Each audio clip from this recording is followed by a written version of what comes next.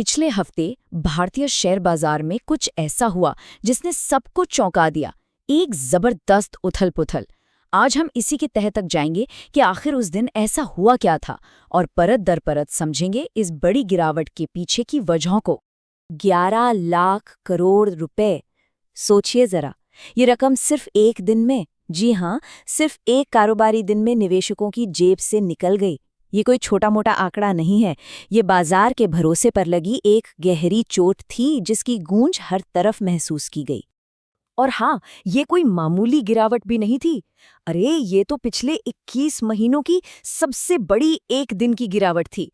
मतलब लगभग 2 साल में बाजार एक दिन में इतना कभी नहीं टूटा। इससे पहले ऐसा तब हुआ था जब चुनावी नतीजों को लेकर बहुत ज्यादा अनिश्चितता थी। तो फिर सवाल उठता है कि आखिर इस तबाही की वजह क्या थी? क्या कोई एक चीज गलत हुई?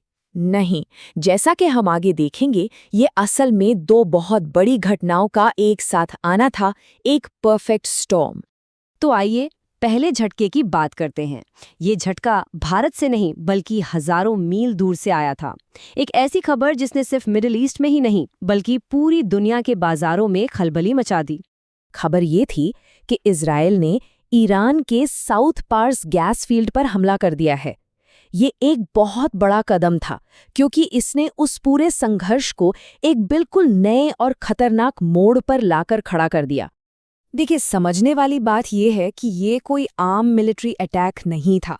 अब तक क्या हो रहा था, हमले सैन्य ठिकानों पर, ड्रोन साइट्स पर होते थे, लेकिन इस बार पहली बार इजराइल ने सीधे सीधे ईरान की अर्थव्यवस्था की रीढ़ पर हमला किया था, उनकी इकोनॉमिक लाइफलाइन पर।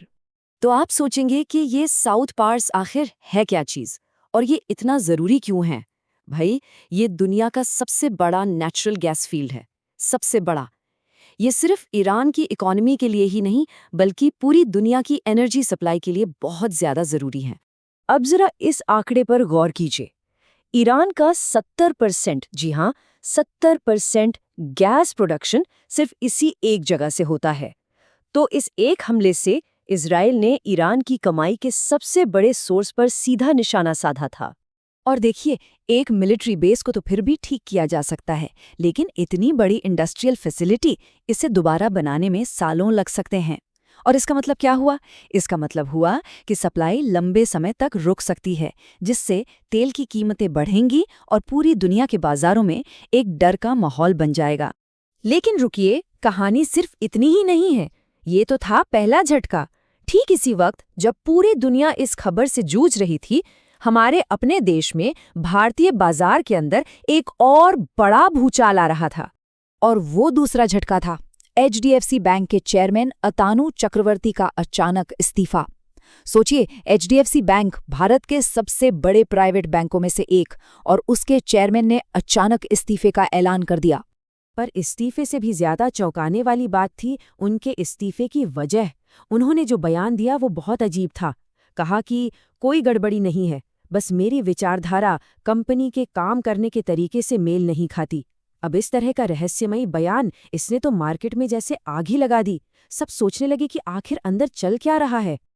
अब सवाल ये है कि भाई, एक आदमी के इस्तीफे से पूरा का पूरा बाजार कैसे हिल सकता है?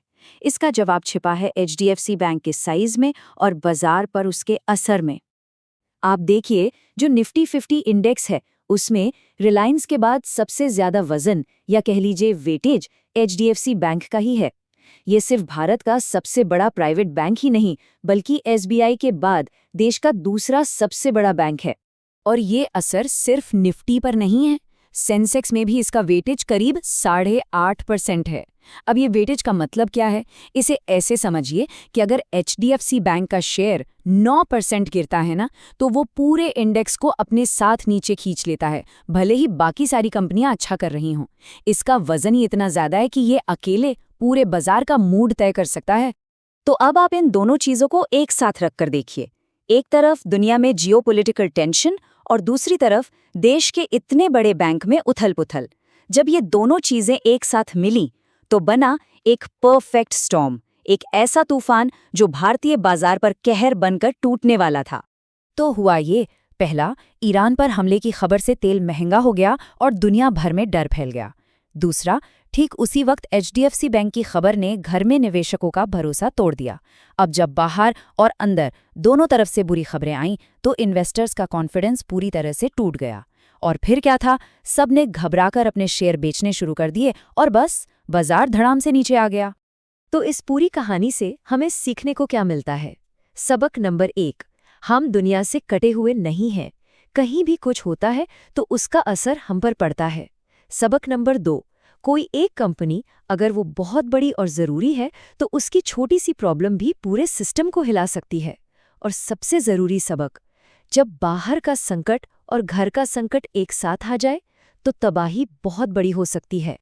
और ये सब हमें एक बहुत बड़े सवाल के सामने लाके खड़ा कर देता है। आज की दुनिया में जहाँ सब कुछ एक दूसरे से जुड़ा हुआ है, जहाँ ईरान की एक घटना मुंबई के बाजार को हिला देती है, क्या मार्केट को स्टेबल रखने के हमारे पुराने तौर तरीके अब भी काम करेंगे, या फिर हमें बाजार को देखने के लिए एक बिल्कुल नए चश्मे की ज़रूरत है?